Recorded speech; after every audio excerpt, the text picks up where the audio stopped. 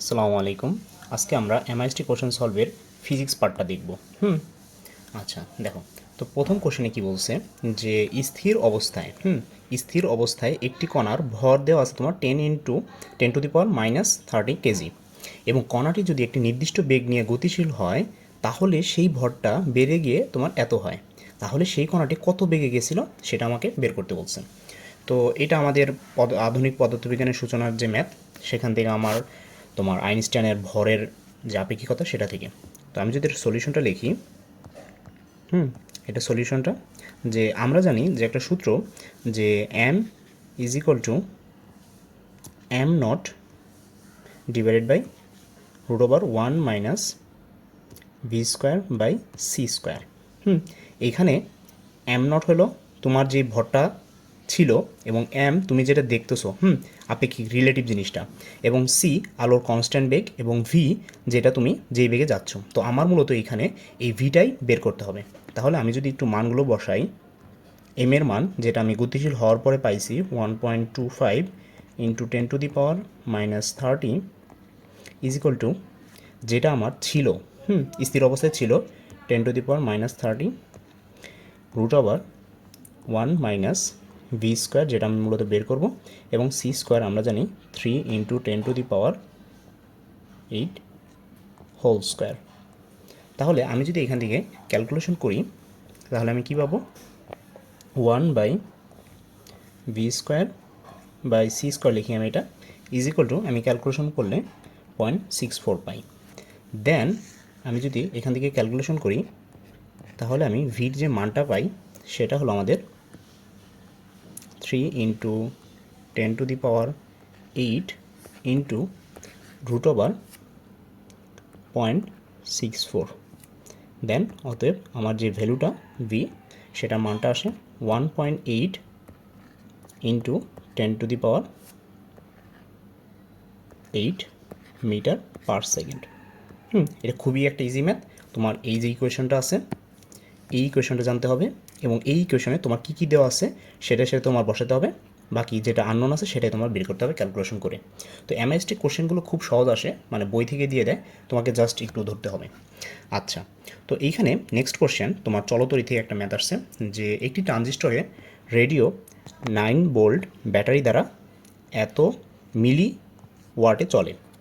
Radiator মধ্যে দিয়ে কী পরিমাণ তড়িৎ প্রবাহ, মানে তোমার এখান থেকে আই বের করতে বলছে। এখান থেকে তোমার মূলত আইটা বের করতে বলছে, এবং রেডিওটার বৈদ্যুতিক রোধ যেটা আমার আর বের করতে বলছে।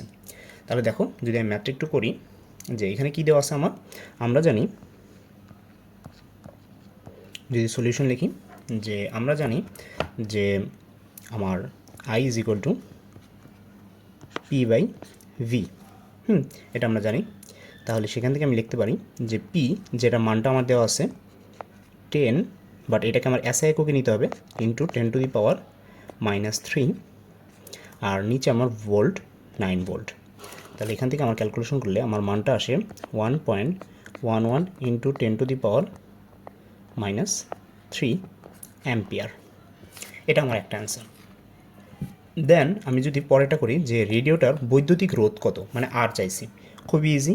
আর ইজ ইকুয়াল টু V/I, যে আইটা আমি বের করছি। তাহলে ভি আমার 9 ভোল্ট, এবং আইটা আমি এখান থেকে বের করছি 1.11 × 10⁻³ তাহলে করলে আমার মানটা আসে 8100 ওহম।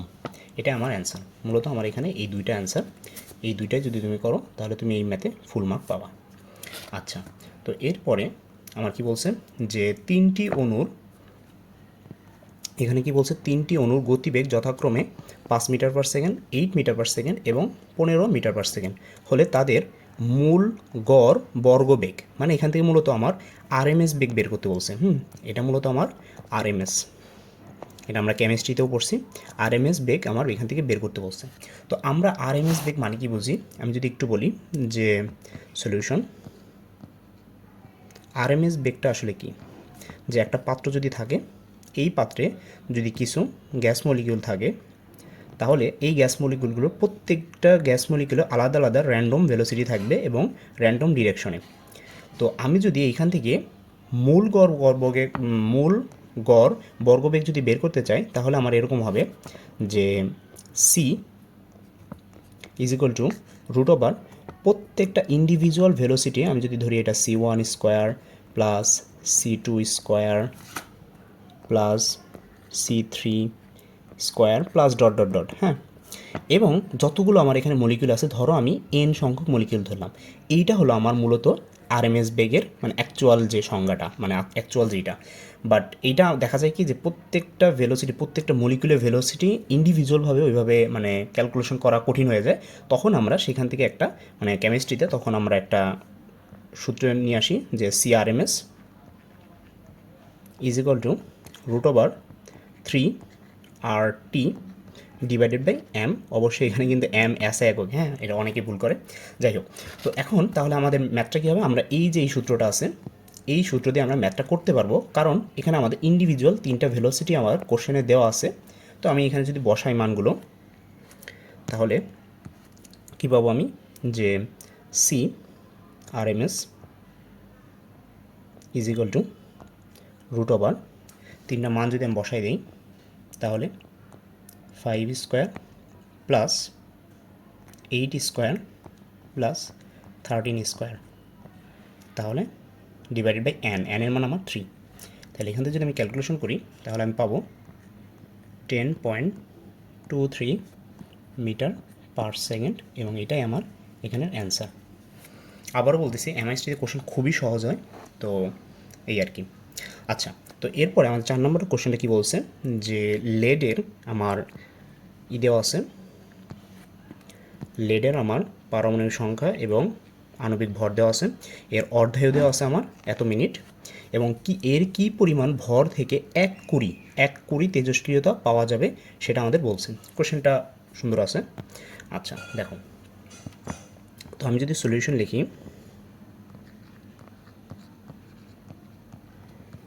তো এইখানে আলো কী বলছে, যে তোমার আমরা জানি যে তোমার D/N ডিভাইডেড বাই টি, এইটা সমান সমান 1 কুড়ি, 1 কুড়ি, এবং এটার মানটা যদি আমি ডিকে পার সেকেন্ডে লিখি তাহলে 1 কুড়ি সমান সমান 3.7 into 10⁻10 decay divided by second. এটা আমরা জানি। তাহলে আমরা ধরি যে এম গ্রাম পিবি থেকে 1 কুড়ি তেজস্ক্রিয়তা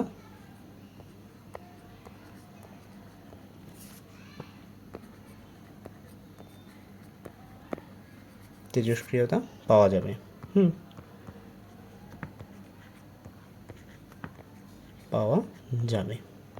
তো এটা আমি ধরলাম। তাহলে আমরা লিখতে পারি যে এম গ্রাম 224 পিবি, মানে জাস্ট ইন্ডিকেট করলাম, এততে পরমাণু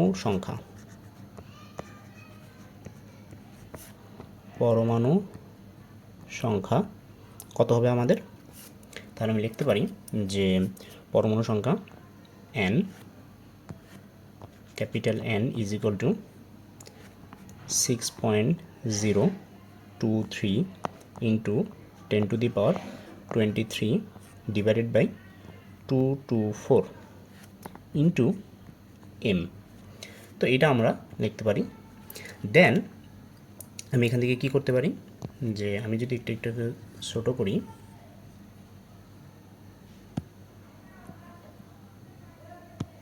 যে আমি এখান থেকে কী করতে পারি,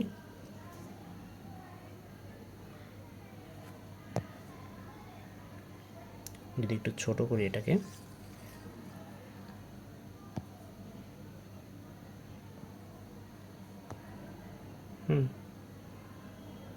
এটা এম গ্রাম এখানে, আচ্ছা, তো দেন আমি এখান থেকে লিখতে পারি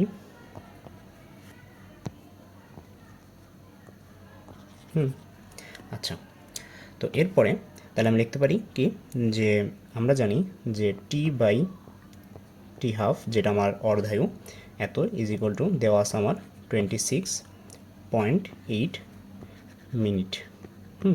তো এটাকে যদি আমি সেকেন্ডে নিই তাহলে কি হবে, 26.8 ইন্টু 60 সেকেন্ড, যেহেতু আমার এসআই এককে নিতে হবে। তাহলে আমি এখান থেকে লিখতে পারি যে আমি যদি একটা পেজ অ্যাড করি এখানে,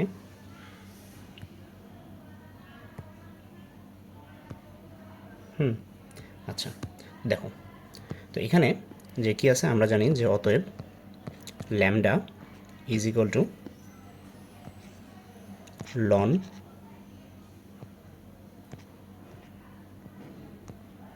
2 ডিভাইডেড বাই আমার টি হাফ। দেন আমি এখান থেকে লিখতে পারি যে 0.693 ডিভাইডেড বাই আমি যে পাইছি আমার অর্ধায়ুটা 8 ইন্টু 60। তাহলে এখান থেকে আমি ক্যালকুলেশন করলে যে মানটা পাবো সেটা হলো আমাদের 4.31 ইন্টু 10⁻⁻⁴ সেকেন্ড, সেকেন্ড ইনভার্স। তাহলে এইখান থেকে আমি কি পাইলাম, আমি মূলত এখান থেকে আমার ল্যামডার মানটা ভ্যালুটা আমি পাইলাম। তারপরে তাহলে আমরা লিখতে পারি যে এখন D by N by DT is equal to lambda N. তাহলে এখান থেকে আমার যে মানটা 3.7 ইন্টু 10⁻10, তাহলে আমি যদি ল্যামডার মানটা বসাই দিই তাহলে আমি কি পাবো, তাহলে আমি এখান থেকে পাবো 6.023 into 10⁻23 into M into 4.31 into 10⁻⁻⁴ divided by 224। তাহলে আলটিমেটলি আমি যে মানটা এম এর মানটা দুই পাশ থেকে, হ্যাঁ এই যে এটা হলো মূলত এই যে এই সাইড ভার্সেস এই সাইড, তো এখান থেকে আমার শুধুমাত্র আননোন হলো এমটা। তাহলে আমি যদি এম এর মানটা বের করতে চাই তাহলে আমি ক্যালকুলেশন করলে পাবো 3.19 ইন্টু 10⁻⁻8 গ্রাম।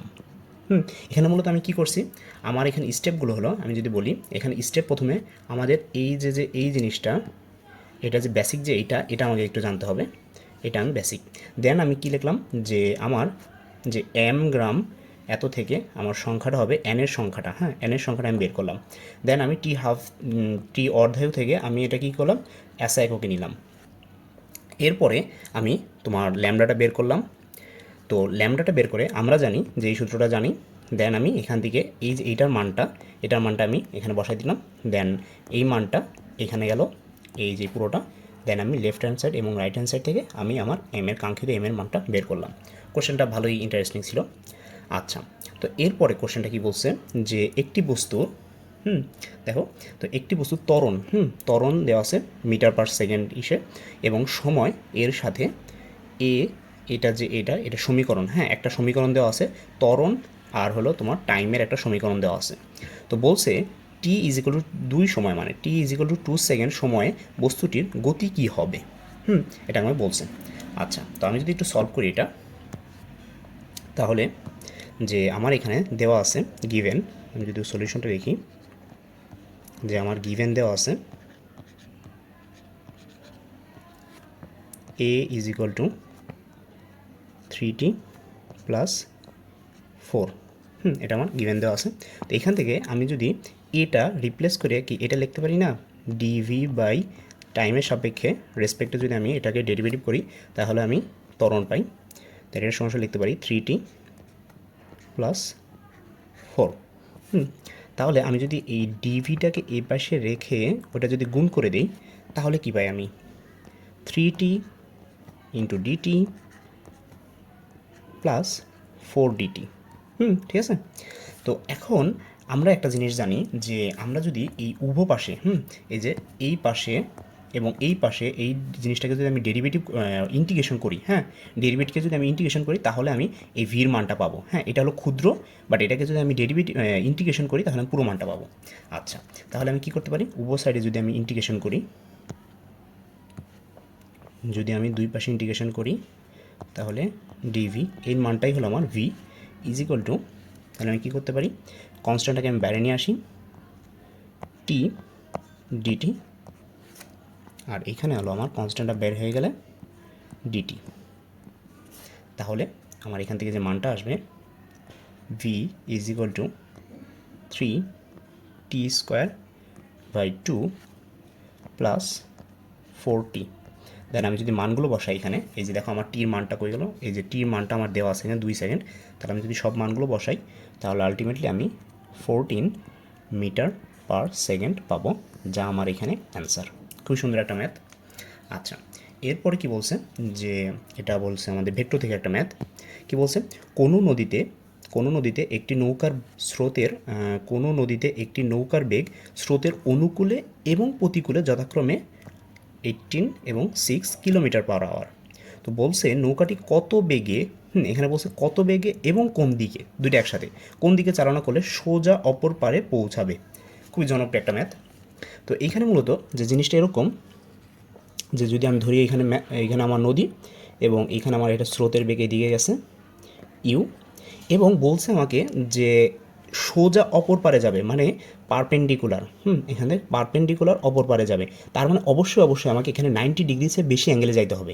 এটা তো বুঝতে পারতেছো, কারণ 90 ডিগ্রি অ্যাঙ্গেলে যদি না যায়, 90 ডিগ্রি অ্যাঙ্গেলের চেয়ে বেশি, তাহলে তো ঠিক বিপরীত বিন্দুতে পৌঁছাতে পারবে না। তার মানে আমাকে ধরো এই বরাবর আমার যাইতে হবে, আমি জানি না কত অ্যাঙ্গেল এবং আমি জানি না কত ভেলোসিটি। আচ্ছা, তাহলে আমার এখানে অ্যাঙ্গেলটা বের করতে হবে এবং এই ভেলোসিটিটা আমাকে বের করতে হবে। তাহলে আমি লিখতে পারি যে এই যে অনুকূল বলতে কি বোঝায় আর প্রতিকূল বলতে কি বোঝায়। অনুকূল বলতে বোঝায় যে আমার, যদি সলিউশনটা লিখি, অনুকূল বলতে আমার বোঝায় যে ভি প্লাস ইউ, এটা প্রশ্ন মতে ভি প্লাস ইউ, এখানে ভি হলো তোমার নৌকার বেগ এবং ইউ হলো স্রোতের বেগ, তাহলে V plus U is equal to 18। এবং প্রতিকূল বলতে বোঝায় আমার V minus U is equal to 6।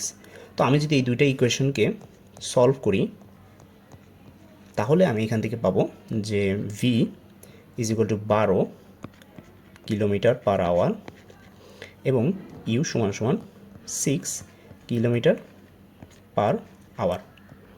তার মানে আমার এখানে ইউ এর মানটা আমি পেয়ে গেলাম এবং ভির মানটা আমরা পেয়ে গেলাম। এখন আমাকে বের করতে হবে এই আলফার মানটা, যে আমি কত কোণে আসলে নৌকাকে ঘুরাইলে বা নৌকা স্টার্ট করলে আমার ঠিক এই বিন্দুতে এসে আমি পৌঁছাইতে পারবো। তাহলে এইখানে তোমরা একটা শর্টকাট তোমরা ইউজ করতে পারবা এবং এই শর্টকাটটা খুবই জনপ্রিয়, যে আমি এখান থেকে ধরলাম আলফা কোণে যাইতে হবে, তাহলে আমরা এখান থেকে লিখতে পারি যে V plus U cos alpha is equal to 0। Then আমি এখান থেকে লিখতে পারি alpha is equal to cos inverse, যে সরি এইখানে একটু ভুল হয়েছে, এটা হলো তোমার ইউ আর এটা V, cos inverse minus U by V. তো দেন আমি যদি মানগুলো বসাই তাহলে আমি এখান থেকে কী পাবো, আলফা ইজ ইকুয়াল টু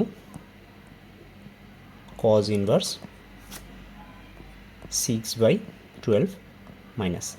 একটা জিনিস মনে রাখবা, যে তোমার যদি এমন হয় যে তোমার এখানে স্রোতের বেগ ইউ দেওয়া আছে এবং নৌকার বেগ ভি দেওয়া আছে, এবং এই দুইটা যদি পরস্পর দ্বিগুণ হয়, স্রোতের বেগ যা আছে যদি নৌকার বেগ তার দ্বিগুণ হয়, এবং তোমাকে যদি কোশ্চেনে বলে যে সোজা পার হইতে হবে বা 90 ডিগ্রি পার হইতে হবে বা খাড়া দিকে বা অপর বিন্দুতে, যাই বলুক বিপরীত বিন্দুতে যতভাবে করতে পারে, তাহলে তোমার অলওয়েজ অ্যাঙ্গেলটা 120 হবে। এবং এইটা বুয়েটের পিলিতে একটা জনপ্রিয় এমসিকিউ আর কি। তো এই তো 120 হবে অ্যান্সার, এবং এখান থেকে এটা হবে 12 কিলোমিটার/আওয়ার।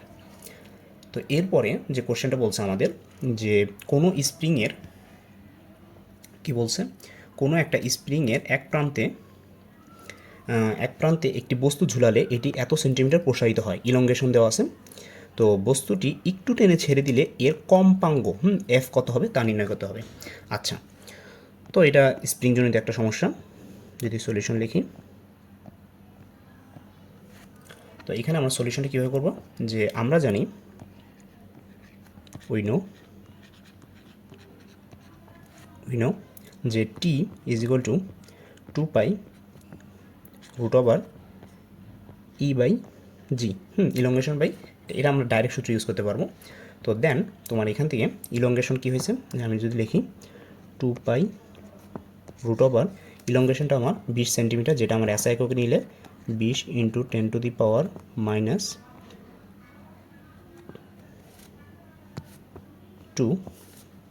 ডিভাইডেড বাই আমার যে জি 9.8। তাহলে আমি এখান থেকে যে মানটা পাবো সেটা হলো আমাদের কী হবে 0.898 সেকেন্ড। তো এটাই মূলত আমার যে পিরিয়ডিক পর্যায়কাল।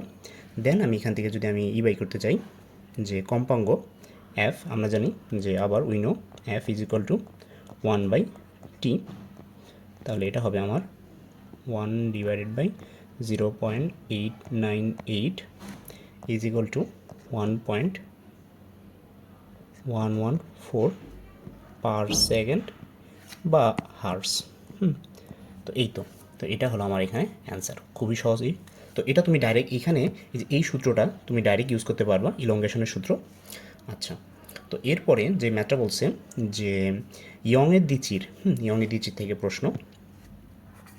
তো কি বলছে, ইয়ংয়ের দ্বিচির পরীক্ষায় চির দুটির মধ্যবর্তী দূরত্ব, দুইটা চিরের মধ্যবর্তী দূরত্ব কি বলছে যে আমার 0.8 মিলিমিটার, এবং চিরগুলো থেকে পদ্মার দূরত্ব, ডির মানটা দেওয়া আছে 1। চিরগুলোকে হয়ে গেল, চিরগুলোকে এত তরঙ্গ দৈর্ঘ্যের একবর্ণী আলো দ্বারা আলোকিত করা হলে একটি উজ্জ্বল ডোরার প্রস্থ কত হবে? ডোরার প্রস্থ। আচ্ছা, তো এইখানে আমি যদি এটা সলিউশনটা করি যে কি হবে, যে আমরা জানি, আচ্ছা এখানে কি দেওয়া আছে, গিভেন যে ভ্যালুগুলো দেওয়া আছে এর মানটা দেওয়া আছে 0.8 মিলিমিটার, যেটা আমার এসআই এককে নিলে কী হবে 0.8